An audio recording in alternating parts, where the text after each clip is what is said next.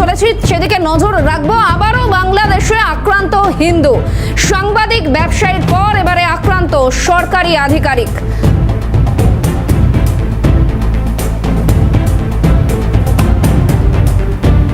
শাহানার সঙ্গে রয়েছে আমি দেবারতী। আজকে জিরো আওয়ারে যে বিষয় নিয়ে আমরা কথা বলছি সেটা হচ্ছে বাংলাদেশের বর্তমান পরিস্থিতি। দেখুন, গতকাল থেকে যখন আজকে সকাল 11টা পর্যন্ত একাধিক খবর আমাদের কাছে আসছে, বাংলাদেশ যে উত্তপ্ত, নতুন করে বলার অপেক্ষা রাখে না। কিন্তু কেন সে দেশের সংখ্যালঘুরা বারবার আক্রান্ত হবেন, বারবার কেন হিন্দুকে খুন হতে হবে, বারবার কেন এই ধরনের খবর আমাদের সামনে আনতে হবে? একটার পর একটা ঘটনা গতকাল থেকে আপনাদের সামনে তুলে ধরেছি। কখনো সাংবাদিককে খুন হতে হচ্ছে, কখনো ব্যবসায়ীকে খুন হতে হচ্ছে, কখনো এক বিধবা রমণী যাকে তুলে নিয়ে গিয়ে নির্যাতন করা হয়েছে, অপহরণের পরে তার চুল কেটে তাকে গণধর্ষণের শিকার হতে হয়েছে। বারবার বাংলাদেশে এই ধরনের খবরগুলো আসছে, সামনে আসছে। আর ইউনূস সরকার কি করছে? তারা মুখে এই মুহূর্তে একটা শব্দ নেই ইউনূসের। ভয় পাচ্ছেন নাকি চাইছেন এই অরাজকতা চলতে থাকুক? কি চাইছেন ইউনূস বোঝার কোনো উপায় নেই। খুব ছোট করে পরপর যদি ঘটনাগুলো একটু বলি আপনাদের। বাংলাদেশে এই যে হিন্দুদের ওপর অত্যাচারের ঘটনা অব্যাহত। 18 দিনে 6 জন হিন্দু, 18 দিনে 6 জন হিন্দুকে খুন হতে হয়েছে। এই বাংলাদেশে একাধিক প্রশ্ন উঠছে এই ঘটনার পরে। কখনো ব্যবসায়ীকে খুন হতে হচ্ছে, কখনো সাংবাদিককে খুন হতে হচ্ছে। আর যে কথা বলছিলাম কিছুক্ষণ আগে, হিন্দু রমণী, একটা গ্রাফিক্যাল প্রেজেন্টেশনের মাধ্যমে একটু দেখানোর চেষ্টা করব। গত বছরের ডিসেম্বরের 12-25 দেখুন, গত বছরের ডিসেম্বর মাসের 2 তারিখের ঘটনা একটু আপনাদের দেখাই, যেখানে প্রাণতোষ কর্মকার প্রথম যে হিন্দু নিধনের খবর আসলো। গত 1 মাসের পরিসংখ্যান তুলে ধরছি। গত মাসের 2 তারিখ প্রাণতোষ কর্মকার, তার মৃত্যুর খবর সামনে আসে। 18 তারিখ দীপুচন্দ্র দাসের খুনের ঘটনা 18 তারিখ। 22 তারিখ পিন্টু আকন্দ, 24 তারিখ অমৃত মণ্ডল, 29 তারিখ বাজেন্দ্র বিশ্বাস। গত মাসের 31 তারিখ অর্থাৎ বছর শেষের দিন 31 তারিখ, সেদিনেও খোকন চন্দ্র দাস তার মৃত্যুর খবর আসে। আর এই বছর শুরু হতে না হতেই পরপর 2টো ঘটনা, রানা প্রতাপ বৈরাগী এবং শরৎমণি চক্রবর্তী মৃত্যুর ঘটনা পরপর সামনে আসছে।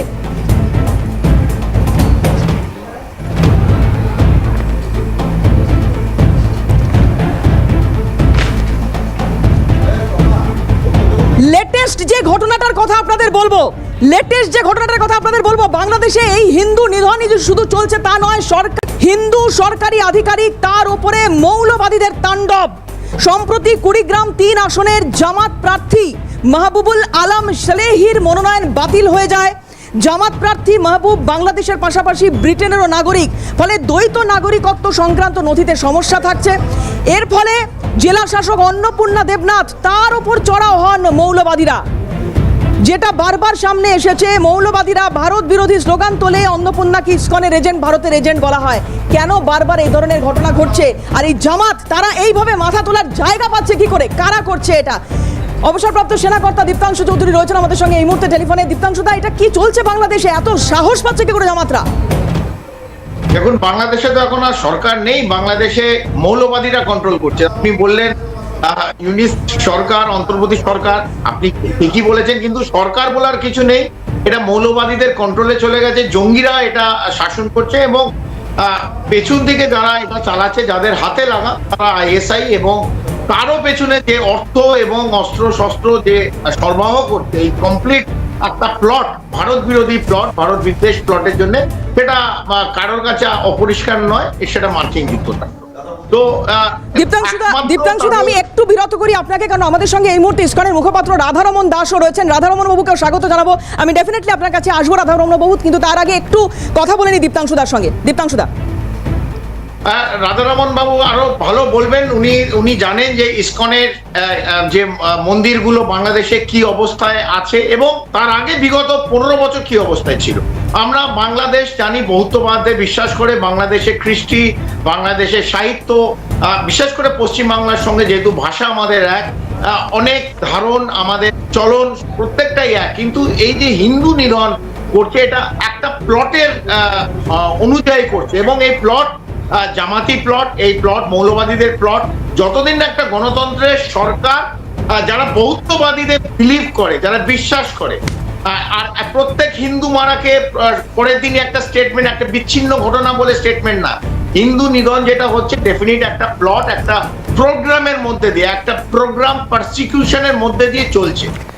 সেটা চলবে যতক্ষণ না বহুত্ববাদের কোন একটা সরকার আসছে। আমি স্পেসিফিক্যালি হুজিবির কথা জানতে চাইছি দীপ্তাংশুদা, কিভাবে তারা এত মাথাচাড়া দিচ্ছে? কিভাবে সম্ভব? যারা আল কায়দার সঙ্গে এত যোগাযোগ রাখে তারা কিভাবে এইখানে মাথাচাড়া দিয়ে এইভাবে উঠছে? কিভাবে পসিবল এটা? আর দিনের পর দিন লালন পালন করা হচ্ছে, কারা করছে? কারা পেছনে? হুজির যেটা বলছেন হরকাতুল জিহাদ ইসলামী, এটা তালিবান আর পাকিস্তানের লস্করে তৈয়বার সঙ্গে তারা লিঙ্ক। বাংলাদেশে সক্রিয়, কিছুটা ভারতেও সক্রিয় ছিল। আপনি জানেন বারাণসীতে 2006 যে দুটো হিন্দু মন্দির তারা বিস্ফোরণ ঘটিয়েছিল, দিল্লি হাইকোর্টে যে বিস্ফোরক দিয়ে বিস্ফোরণ ঘটিয়েছিল, এই প্রত্যেকটাই কিন্তু হুজির কার। এবং হুজির is very active group in Bangladesh, Ansarullah Bangla টিমের সঙ্গে এবং অন্যান্য যে সংগঠন আছে। আজকে এরা আরো সাহস পাচ্ছে, কারণ আজকে কোনো সরকার নেই, বাংলাদেশে একটা গৃহযুদ্ধ চলছে এবং তার একমাত্র অবজেক্টিভ উদ্দেশ্য হচ্ছে ভারত বিদ্বেষ, ভারতের বিরুদ্ধে কথা বলা, ভারতকে ভাঙার চক্রান্ত।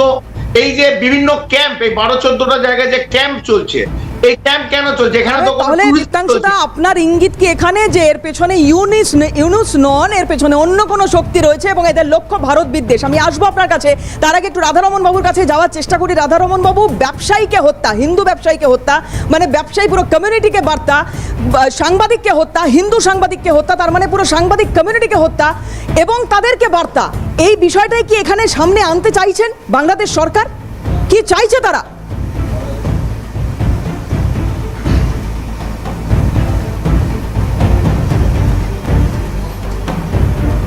বাংলাদেশে যেটা হচ্ছে গোটা বিশ্ব দেখছে, প্রায় 1.5 বছর হতে চলেছে। আমরা ভেবেছিলাম কি এটা ক্রমটা থামবে, কিছু 2-3 মাস আগে মনে হচ্ছে কম হচ্ছে, কিন্তু আবার এই যে 1 মাস থেকে যে তাণ্ডবটা শুরু হয়েছে এটা খুব ভয়ঙ্কর। আমরা দেখলাম কি মাত্র 1 সপ্তাহ 10 দিন মধ্যেই প্রায় 7-8 জনকে খুন করা হয়েছে, এক মহিলাকে ঘর্ষণ করা, গণধর্ষণ করা হয়েছে।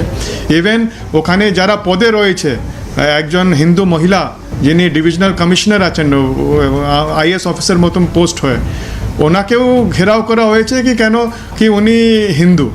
তো এরকম হিন্দুদেরকে চিহ্নিত করে আক্রমণ, এটা খুব দুঃখনীয়। কাল রাত্রিবেলা আমরা দেখলাম কি শরৎ মণি চক্রবর্তী, ওর ফটো আমি দেখছিলাম, ও নিজের ছোট মেয়ে থেকে এই দুর্গাপুজো যেটা গেল, ও ছোট মেয়ে থেকে সঙ্গে নিয়ে ফটো তুলেছে। এবং এই অন্নপূর্ণা, এনাকে বলা হচ্ছে ইসকনের এজেন্ট, ভারতের এজেন্ট। এটা আমরা আগেও শুনেছি, যদিও নতুন কিছু নয়, কিন্তু একেবারে নাম করে ইসকনের এজেন্ট।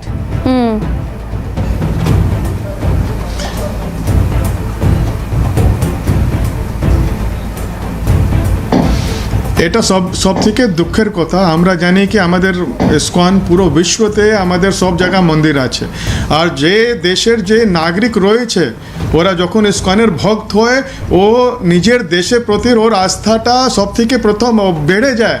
আমাদের বাংলাদেশের ভক্ত যারা রয়েছে, ও বাংলাদেশের সমাজের জন্যে, বাংলাদেশের নিজের দেশের জন্যে ওরা সমর্পিত।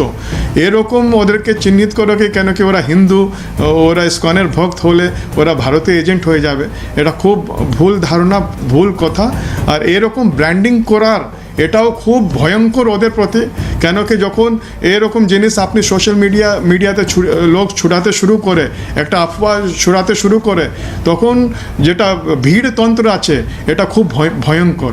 আর আমরা ওটাই দেখছি, আমরা দেখছি কি উইদাউট এনি কিছু ওদের একজন বিজনেস নিজের রাত্রিবেলা, ও 31 ডিসেম্বরকে আমরা দেখলাম খোকন দাস নাকি কে একজন বিজনেসম্যান, ও ওষুধের দোকান বন্ধ করে আসছে, ওকে মেরে দেওয়া হয়েছে।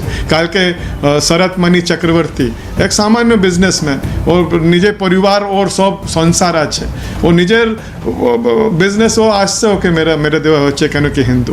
তো এটা যেটা ঘটিত হচ্ছে, এটা 21st সেঞ্চুরি হতে পারে, এটা অনেক বড় শকিং জিনিস। কিন্তু আমার সব থেকে আশ্চর্য হচ্ছে কি এত বড় বড় আমরা আমরা সবাই সংস্থা করে রেখেছি, ইউনাইটেড নেশন মতন বড় বড় নাম, সুন্দর সুন্দর হেডকোয়ার্টার রয়েছে, এদের মতলব কি পারপাস আছে? এত বড় বড় সংস্থা কি ওটা এদের চিৎকার শুনতে পারছে না? এটাই আমাদের প্রশ্ন। বাংলাদেশ গভর্নমেন্ট আমরা দেখলাম কি যখন দীপুচন্দ্র দাসকে এরকম মেরে জিন্দা অবস্থাতে ওকে পুড়িয়ে দেওয়া হয়েছে, তখন বাংলাদেশ সরকার স্টেপ নিয়েছে, অ্যারেস্ট করেছে। তখন আমরা ভাবছিলাম কি মনে হয় এখন কেন কি গভর্নমেন্ট 2025 থেকে যে হত্যালীলা শুরু হয়েছে, অনেকগুলো প্রশ্ন তুলছে। আমি আসবো আপনার কাছে, একটু সঙ্গে থাকুন। আমি কর্নেল চৌধুরীর কাছে যাই। কর্নেল চৌধুরী, এই যে একটা পরিসংখ্যান ইতিমধ্যেই উঠে এসেছে বাংলাদেশে, একদিকে তো হত্যালীলা চলছে, এই যে 70% সমর্থন রয়েছে বিএনপির দিকে, বাকি 30% থাকলো, তার মধ্যে আবার এনসিপির দিকে রয়েছে 2.6% এবং 19% রয়েছে জামায়াতে ইসলামীকে ভোট দেওয়ার পক্ষে। এই যে পরিসংখ্যানটা কি কোনো একটা জায়গায় গিয়ে ইউনূসকে ভাবাচ্ছে এবং সেই কারণেই এই পরিস্থিতি তৈরি হচ্ছে? আমি এটা কমপ্লিটলি ইলেকশনটা গণতন্ত্র যেভাবে নিয়ে আসতে চাই, ইলেকশন পলিটিক্যাল প্রসেসে, এটা বাংলাদেশের অ্যাড করে দিই একটা বিষয়। আপনার কি মনে হয় যে বিএনপি যদি ক্ষমতায় আসে, কারণ এখনো পর্যন্ত যেহেতু পাল্লা ভারী বিএনপির দিকে, যদি বিএনপি ক্ষমতায় আসে তাহলে ভারতের প্রতি আবারও সেই যে সমর্থনের জায়গা বা ভারত প্রীতির জায়গাটা আবারও সামনে আসবে, আর সেটাই কোথাও একটা আপত্তির জায়গা হতে পারে? একদম সঠিক প্রশ্ন, একদম ওটাকে কনসাইজ করে সঠিক প্রশ্ন নিয়ে এলেন। আমরা আমাদের ইন্টারেস্ট নিয়ে আমরা বেশি চিন্তিত। অনেকে বিএনপি বলে লাফাচ্ছে, এবং তারেক রহমান 17 বছর কোট আনকোট 17 বছর পর দেশে ফিরেছে। দেশের মাটির পালস কতটা তারেক রহমান 17 বছর যে এত একটা ভ্যাকিউম হয়ে গেছে, সেটা বুঝতে পারবে যে দেশের বাইরে ছিল 17 বছর, যে দেশকে কিরম ভাবে কয়েক মাসের মধ্যে 2 মাসের মধ্যে আয়ত্তে আনবে। আমি একটা প্রশ্ন চিহ্ন রেখে দিলাম। 2001 থেকে 2006 যখন খালেদা জিয়ার সরকার ছিল, এই বিএনপি সরকার ছিল, ভারতের সঙ্গে যে আমাদের একটা সৌহার্দ্য রিলেশনশিপ সবসময় বাংলাদেশের সঙ্গে ছিল, কিন্তু 2001 থেকে 2006 সবচেয়ে নিম্ন জায়গায় পৌঁছে গেছিল এই বিএনপি যখন সরকারে ছিল। এবং এই সময় আমরা দেখেছি জামাতের মুভমেন্ট, মৌলবাদীদের মুভমেন্ট, এই জঙ্গি সংগঠনের মুভমেন্ট সবচেয়ে বেশি ছিল। এবং 2008-এর পর যখন আবার আওয়ামী লীগ এলো এবং শেখ হাসিনা সরকার এলো, এই বিগত 15-20 বছর বাংলাদেশ একটা প্রগতিশীল উন্নয়ন রাষ্ট্র ছিল। পুরো বিশ্বে তাদের যে গ্রোথ রেট সবাই এটা লক্ষণীয় ছিল। তো এইখানে যদি আমরা দেখি বিএনপি এলে যে বিশাল একটা চেঞ্জ হয়ে যাবে, আমি বলতে পারছি না। কারণ বাংলাদেশে যে পুরো ঘটনাটা ঘটেছে এই বিগত 16-17 মাস অথবা 14-15 মাস, অগস্ট 2024-এর পর, সেটা একটা প্লটের অনুযায়ী, একটা টেমপ্লেটের অনুযায়ী এই পুরো ঘটনাটা ঘটেছে। এবং সেই ঘটনা প্রবাহ যেদিকে যাচ্ছে, যে ঘটনাগুলো আমরা দেখতে পাচ্ছি, যেভাবে হিন্দু নিধন হচ্ছে, সংখ্যালঘুদের দেখে মারা হচ্ছে, সে নিশ্চিতভাবে একটা মডেল আঁকা আছে, একটা ওয়ার গেম করা আছে, তার মধ্য দিয়েই বাংলাদেশটা এখন নিয়ন্ত্রিত হচ্ছে। তো বিএনপি হয়তো সামনে একটা ইলেকশন হবে, মানুষকে দেখাবার জন্য একটা গণতন্ত্র ফিরিয়ে আনছে বাংলাদেশ, আমরা বহুত্ববাদী। সেটা তারেক রহমান তো বলেছেন, দীপ্তাংশু দা, তারেক রহমান সেটা ইতিমধ্যেই বলেছেন তিনি দেশে ফেরার পরে, যে আমরা আবারও বাংলাদেশের সংস্কৃতি, ঐতিহ্য, কৃষ্টি, গরিমা এই সমস্ত কিছু ফিরিয়ে আনার পক্ষে, বাংলাদেশে শান্তি ফিরুক ইত্যাদি ইত্যাদি। এগুলো কথার কথা হতে পারে, আর না হলে হতে পারে উনি সত্যি এটা চান, মানবিক হতে চান, বাংলাদেশের কাছে একটা আলাদা ইমেজ তৈরি করতে চান, হতেই পারে সেটা। আর এই মুহূর্তে মানুষের সমর্থনও বিএনপির দিকে থাকার কথা, সম্ভাবনা একটা রয়েছে প্রবলভাবে, যে কারণ খালেদা জিয়ার মৃত্যু। তো এই জায়গায় দাঁড়িয়ে এইটা যদি হয়, তাহলে হিন্দুদের কাছে বার্তাটাও তো একই রকম ভাবে বিএনপিকে দিতে হবে যে আমরা তোমাদের সঙ্গে আছি। সেই বার্তাটা কোথায়? একদম সঠিক বলেছেন আপনি। যদি দুদিন আগে শোনেন, not at the senior leadership এই বাংলাদেশ ন্যাশনালিস্ট পার্টি, বাট বিএনপির মধ্যস্তরীয় এক নেতা বলছে যে যদি আমাদের হিন্দুদের বলছে, একটা হিন্দু জায়গায় বলছে, যদি আপনারা আমাদের ভোট না দেন তাহলে আমরা দেখবো যে আপনারা এই রাষ্ট্রে অথবা এই দেশে কিরকম ভাবে থাকে। তো it is an open threatening against Hindu community. তো এটা চলবে, এইটা কেউ থামাতে পারবে না। এটা তারেক রহমান কোনো অরণ্যদেব নয়। তারেক রহমান দেশে 17 বছর ফিরলো আর অরণ্যদেব হয়ে গেল অথবা সুপারম্যান হয়ে গেল, এইটা আমরা কেউ বিশ্বাস করি না। তো বাংলাদেশ এখন যেভাবে বিভিন্ন রাষ্ট্রের ইন্টারেস্ট আছে, আমি আবার বলছি, বাংলাদেশ এই জমি রাষ্ট্র, অন্যান্য রাষ্ট্রের ইন্টারেস্ট আছে, সেখানে মায়ানমার আছে, আরাকান প্রভিন্স আছে। আপনারা সিএনএ বহুবার অনেক শো আমরা করেছি, সবাই মিলে করেছি, এবং তার সঙ্গে ভারত আছে, একটা ইন্টারেস্ট আছে দক্ষিণ পূর্ব এশিয়ায়। মার্কিন যুক্তরাষ্ট্র যেভাবে ভারতকে আগে চায়নার বিরুদ্ধে খেলাবার চেষ্টা করেছিল, এখন সেই প্লট চেঞ্জ হয়েছে ট্রাম্প সরকারে। তো জিওপলিটিক্যালি অলসো যারা, কারণ কূটনীতিতে there is no permanent friend অথবা পার্মানেন্ট এনিমি, কোনো পার্মানেন্ট বন্ধুও নেই, শত্রুও নেই। তো সমস্ত জিনিস ডাইনামিক চেঞ্জ হচ্ছে। তাই ভারত, আমার নিজের অভ্যন্তরীণ আমাকে সতর্ক থাকতে হবে, আমাকে সজাগ থাকতে হবে যে আমার পার্শ্ববর্তী যে রাষ্ট্র তাদের কি খেলা খেলছে, কি দাবার চাল খেলছে।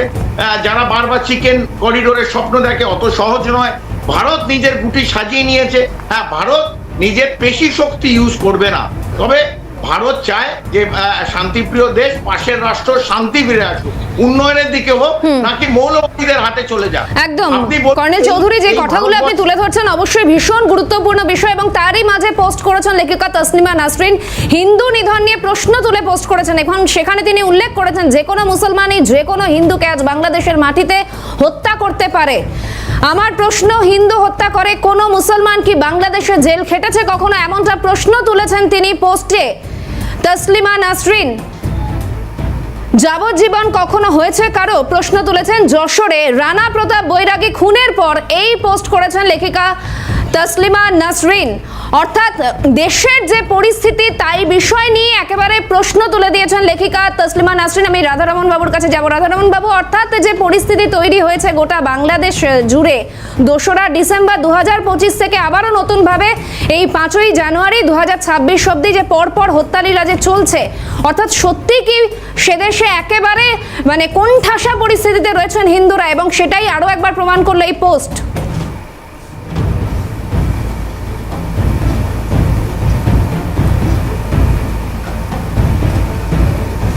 অ্যাকচুয়ালি সিচুয়েশন বাংলাদেশে খুব খারাপ দিকে যাচ্ছে।